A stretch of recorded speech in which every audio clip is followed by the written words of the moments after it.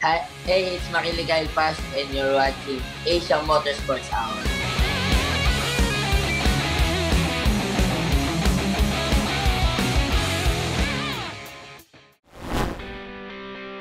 This week on the Idemitsu Asian Motorsports Hour, Mabuhay, Philippines, we meet Mckinley Carapiet, a young star in the making.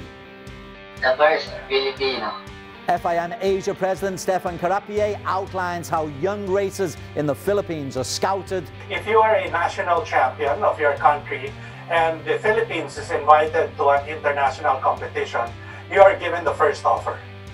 And Yamaha are our team in focus. We speak with team manager Justin Cornista.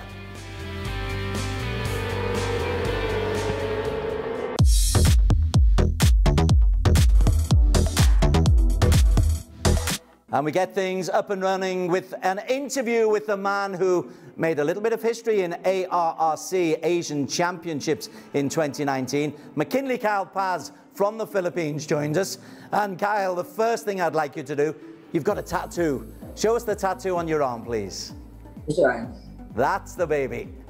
The Underbone 150cc champion 2019. That's why we're talking to Mckinley Carapiet. And Kyle, that must have been a brilliant moment in your short career. That moment is very happy because that is one of my very happy moments, even with my team, because we all dreamed for that.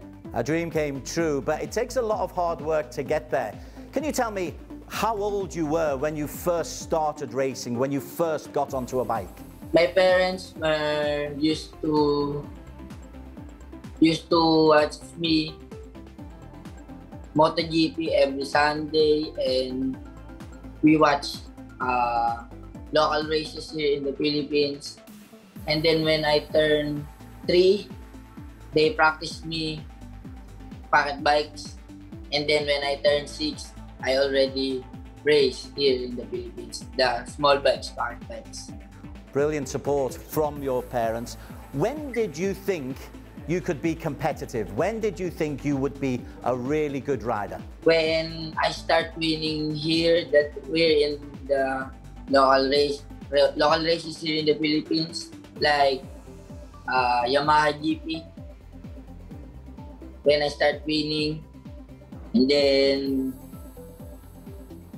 when I compete with my idol here in the Philippines, and then after that, I say that I'm a competitive rider. Who's your idol and did you beat him? If you remember Michael Buncio, the Filipino rider in Supersport 600. I can't remember what's the exact year, but that's one of my idols here in the Philippines. Fantastic. And now you made a lot of publicity in the Philippines by winning that Asian Road Racing Championship. What do you see as the future? You've already started to ride bigger bikes, the 600cc. How do you see your future going? When my career is going well and I go to the Asia Talent Cup, that's I know that my career is going. Okay, hey, thank you for joining us. We'll be hearing from you later in the show, but for now, I want to relive the highlight of your career to date.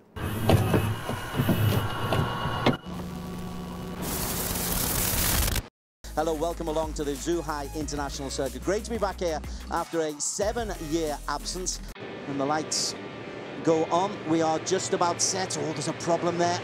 There's one late starter. Warren looks like he's got off to a decent start. Aldi Setia straight into the right mode, hunkers down over the handlebars, gets as little wind resistance as possible, and the youngster Aldi Setia, wow, what a transformation we've seen him in the last month or so, Barry. Looks like nobody's told him it's difficult, Des. He's straight into the lead there. He's not overawed by these fast riders they've got there, the young guys and the older ones. Like 99, it was Vutan who had a real problem getting off the start. I think he did get away, he just managed to get things up and running in time. But it's Aldi Setia Mahendra for Yamaha Racing Indonesia who leads the way. Wallenwello's in there as well, also very close to him. As Warren is taken through by Mckinley Carapiet as well. It's Mckinley Carapiet for the Philippines, who has recovered after an injured from start. He had a first and a third in the first two races of the season in Sepang. He had a DNF and a three-pointer last time out. So Mckinley Carapiet, a big race for him to get back up and challenging Wallenwello at the top of the championship, Barry. Definitely so. He won the first race at Sepang this year, but hasn't had a great result since then. He was very confident. I had a chat with him. He was in the Ducati Philippines garage taking shelter after Superpole, and he's very confident. So I think we're going to see some good results from him this weekend. As they come through at the end of lap 3, and the race leader will be Wallenwello, I think, as they go over the start-finish line. Aldi just leading by 0.026 of a second. Akid Aziz, Mazato's in there, Mckinley Carapiet. So the UMA Racing Yamaha Philippines team look like they're coming back into form, Barry Russell. That's a great shot of the leading group as they come through, by the way. But yeah, I looked down this entry list, and honestly, I think based on recent form, there are up to 20 riders who are capable of winning. Seriously. And nobody's doubting that. You look through the season, you've had Mckinley Carapiet with one, Fernando Mazata's had one win, Akid Aziz has had one win, Ahmed Fazli Shams had one, Gubita Krejna's had one, and Aldi Sati's had one. 6 races, 6 different winners, and podium places dotted amongst 12 different riders, just to prove your point. We're into the last lap. It was Mazato who led, and then they fan out 8 abreast as they come into this corner, and Mazato is just swallowed up. Oh, and there's the first one down. That hasn't been unexpected. Contact was expected as they came into this fast right-hand corner. We'll work out who that is in just a moment. We think it's Mutterbill. It is 97, Razaima Mohammed Saeed is the man who has taken a bit of a tumble, and another goes down, 2 are taken out, and that caused a problem also for bike 23, Gubita Krejna. So 3 casualties on the final lap, but Aldi has kept his out of any trouble. Akid Aziz and Wallenwello also happily placed. Wallenwello, bike 38, he takes the lead into this right-hander. Talk to me about tactics in the last lap here. Yeah, now it's a difficult one to say who's going to, but it looks like the top 4, or now they're all back 5 together. So yeah, it's one of them. I don't want to try and pick a winner at the moment. It is always difficult. Wayu Aji Chilaksana was a casualty there. So 4 riders left in the dirt on the final lap. We expect more as we come into the final corner. There's the contact.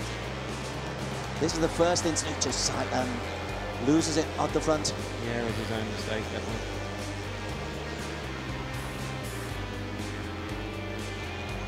Look at the second incident, it was that Ahmed Fazli, and he took a couple out with him as well. And the casualty there was Gubita Krejna, bike number 23. So we are back live, and Fernando Mazato is leading the way. This is a two-man race. Mazato and Mckinley Carapiet as they come over the finish line, and it's a 1-2. Mckinley Carapiet, Fernando Mazato, Aldi Setia in 3rd, Hazit Mohamed Faris in 4th, Wayu Nugroho in 5th. But the Philippine teams, the UMA Racing Yamaha Philippine team, Barry Russell, are 1-2. Great result for the 2 Philippine riders. We were saying that they're due a bit of a recovery. First of all, I would like to thank to God for giving me a safe race and another bonus race. And I'm not expecting this to happen, but by the way, thank you to my team for doing their great jobs to prepare our bike. Then to all our supporters there in the Philippines, thank you so much. Thank you. So Zhuhai victorious, and then after a heart-stopping crash in Buriram, Mckinley Carapiet, you got the championship. But that smile as you raised the trophy, was it one of relief, or was it one of sheer joy, or a mixture of both? That is one of my best moments in racing. I mean, finally, after all of our hard work, all of the races have been done in 2019, but finally, we got the overall champion in the last race. Even we crashed, but we still get the overall champion. I don't think that I want to say that how's my feeling, because I'm speechless when I won the title. I can still see the emotion, Kyle. That was a wonderful moment for you and for Philippines Racing. Hope there's many more of them to come. Coming up after the break, the road to international recognition for young Filipino racers, and a plea to the government to support racing in the archipelago. Racing is not considered as a sport in our country.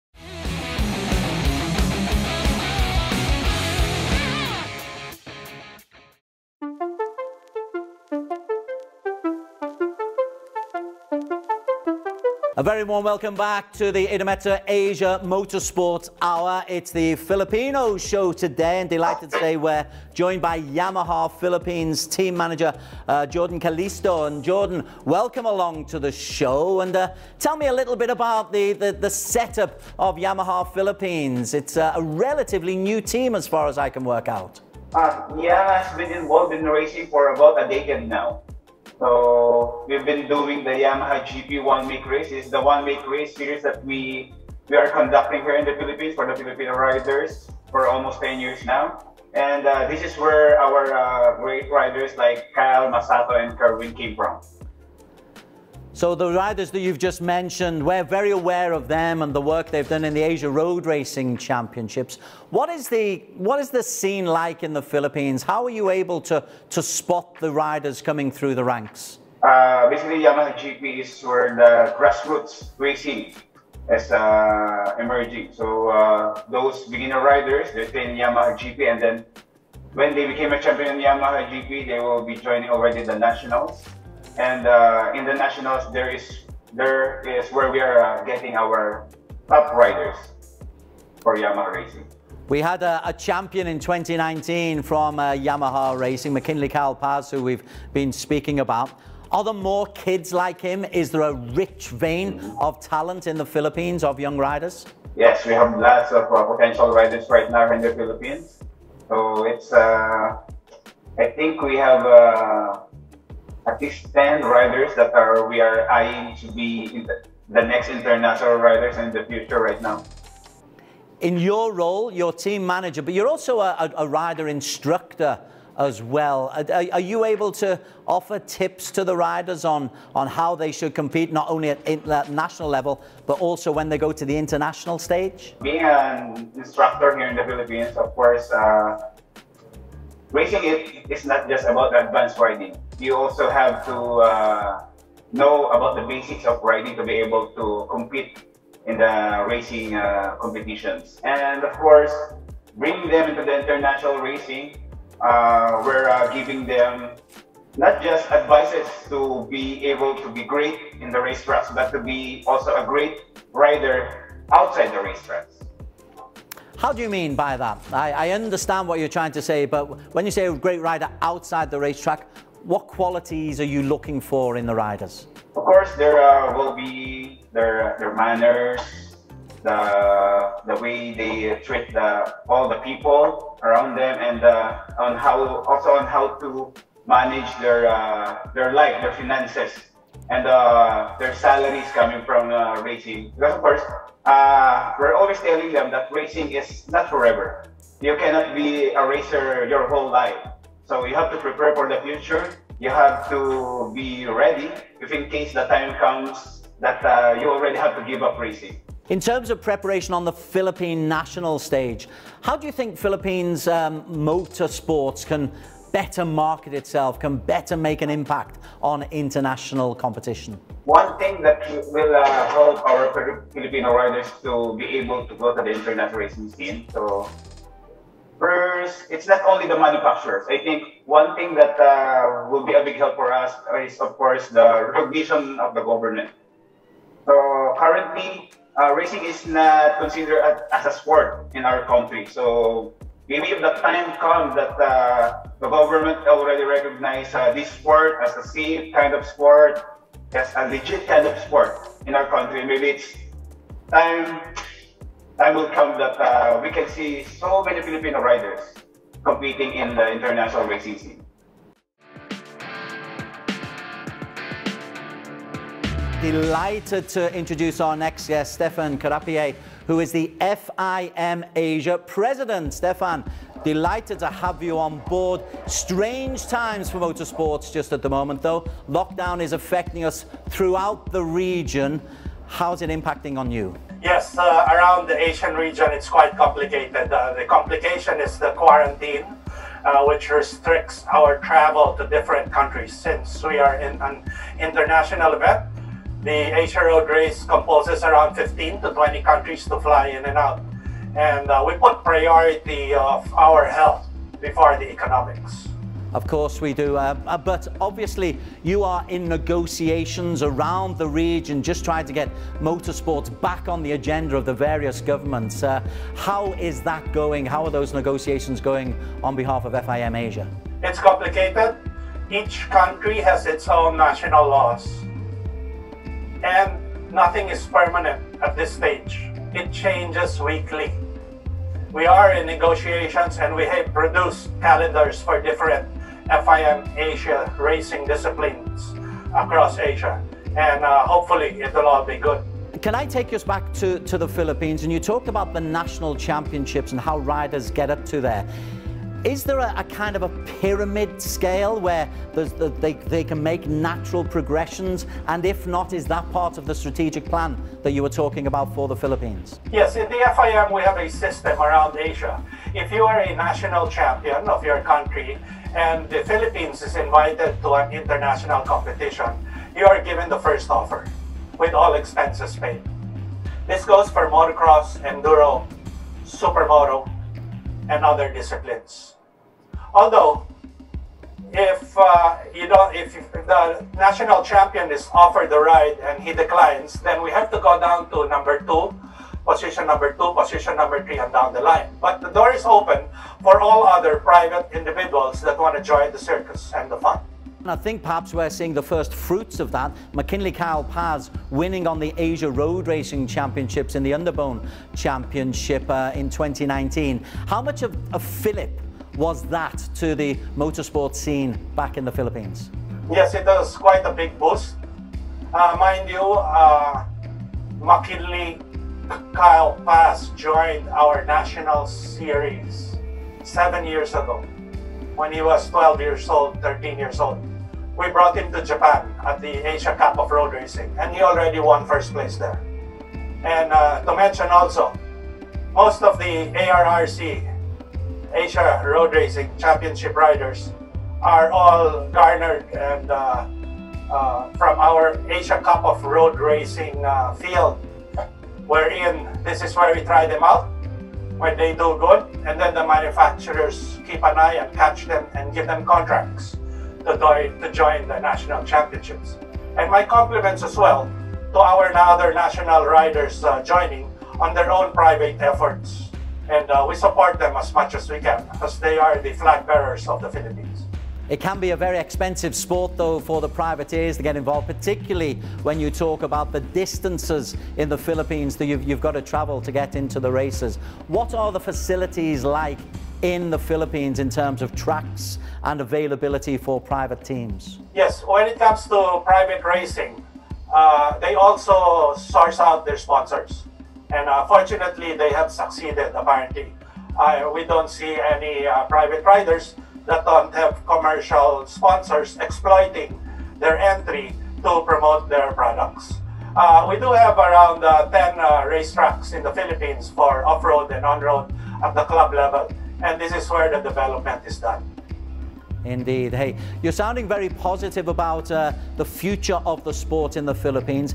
Is the government supporting your efforts to try to elevate motorsports? Unfortunately, we are not an Olympic sport, which puts us down the scale of priority. So is there a way in which you can maybe improve the way that you can get up the government agenda? Because obviously that seems to be the route, because that's where many funds for tracks, etc., would come from government funds. Yes, in the past they used to support us, but hopefully in the future it's in the pipeline, and hopefully we shall get some support, most especially to support our privateers and our national athletes that have the skill but don't have the financial capability, and thus that is the job of NAMSA, the federation, to make all their efforts and look for funding. Not to mention that we're in the red for so many years just to represent our country. And fortunately for the careers of these riders, they are doing well and have succeeded, and now it is their way of living. We're up close and personal with Mckinley Paz after the break, reliving the greatest moments of his young career.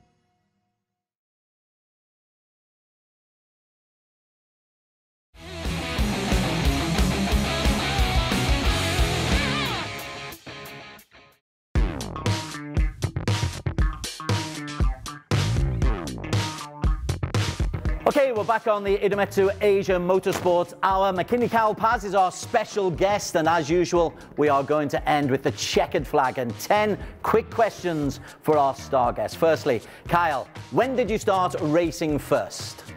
When I'm 6 years old, I started pocket bike racing. What is your best memory as a racer so far in your career? I think when I won the UB 150 title. What is the most unforgettable moment you have had on the track? Is there one highlight that you can recall? Maybe I can say that when I crashed in Japan, I almost break my ankle. I didn't, I cannot walk, but I still race and finish top 10 in race 1 and race 2. Starting from 33. Fantastic recovery and confirmation motorcyclists are nuts. Who's your favorite competitor? Who's your favorite rival? Akidashi, my former teammate in Puma Racing. Excellent. Okay. Do you have any superstitions before you go into a race? I pray before I go to my bike, and then I talk a little bit to my bike, and that's it. What is your favorite make of helmet? My customized Covered helmet. Your customized helmet. Okay, good answer. Right, I know riders tend to have a strict diet, but if you're allowed any food that you want on a cheat day, what would that food be? Maybe I want to say I like burgers, and especially our food here in the Philippines. Pork steak and a lot of rice. Excellent, excellent answer. 2 more questions. What is your perfect holiday? Bonding with friends and family. Excellent. And if there were 3 words to describe you at the end of your career, what would you want those words to be? 3 words. The first, Filipino. And that's our show. Contact us on our Facebook page and at asiaroadracing.com for stories you'd like to see. And next week we journey to Japan, the land of the rising sun and some fantastic races.